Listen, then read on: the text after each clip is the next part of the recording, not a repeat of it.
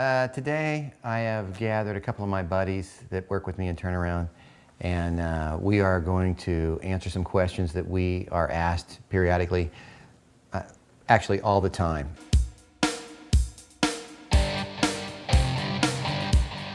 How can we help? What assistance can be received from this corporation?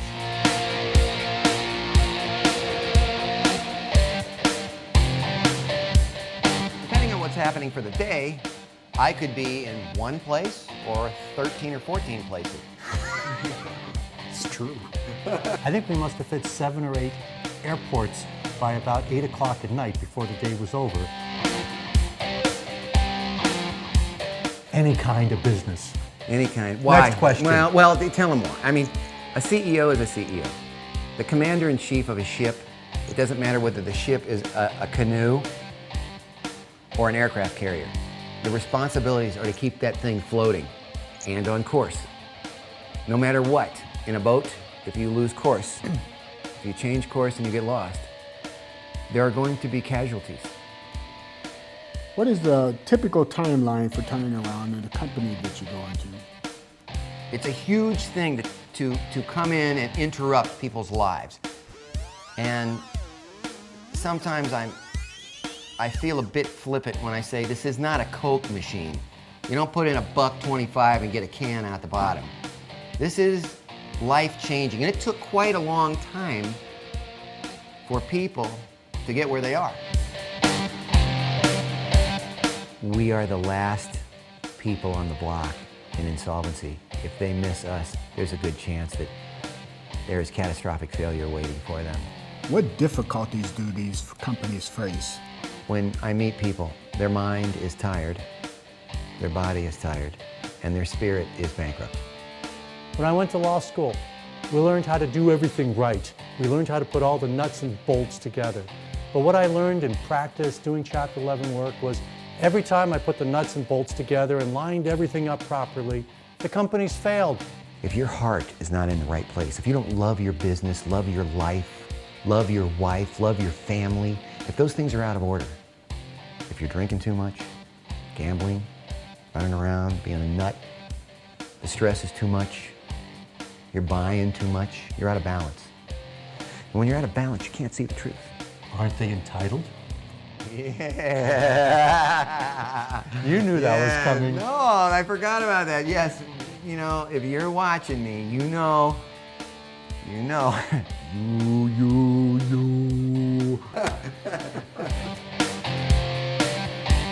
Come on. Wait.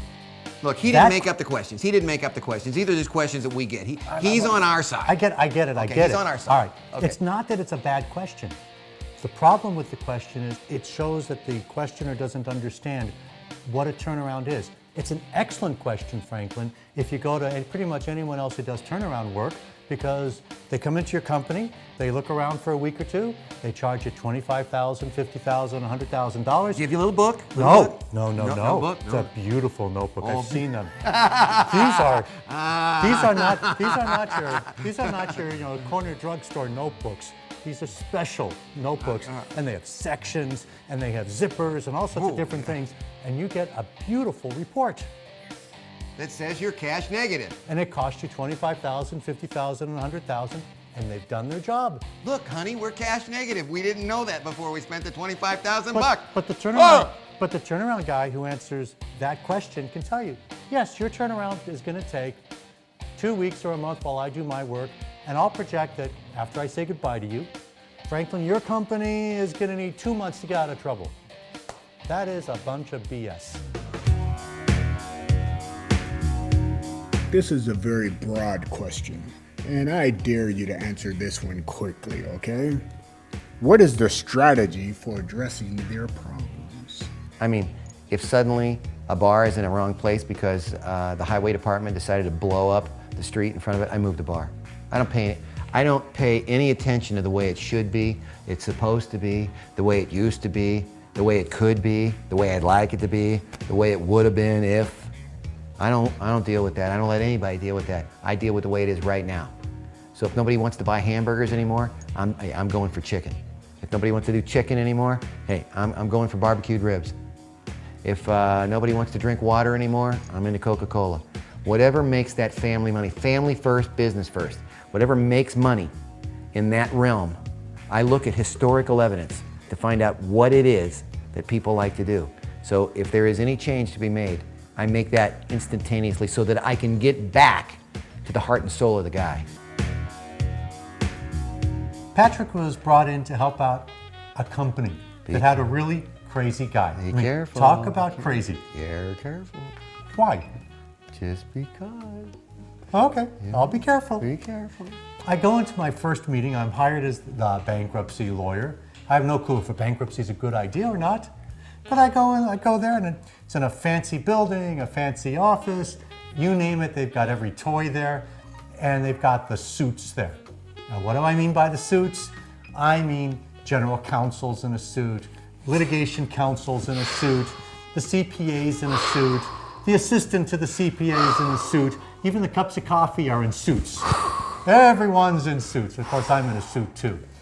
And he's wearing his black t-shirt and his jeans. It's like, who is this crazy guy? Why doesn't he dress properly? Very good, keep it going. So, I'm listening, because I don't know much, I just want to listen.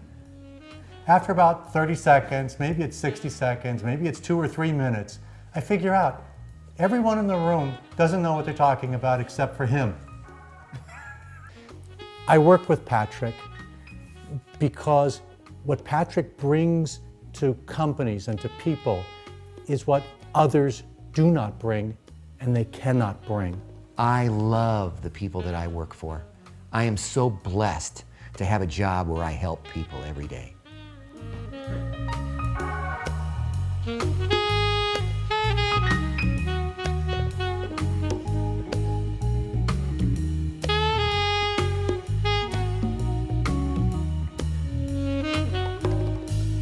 I've been thinking about you for a long time. Something's kind of weird when you say it.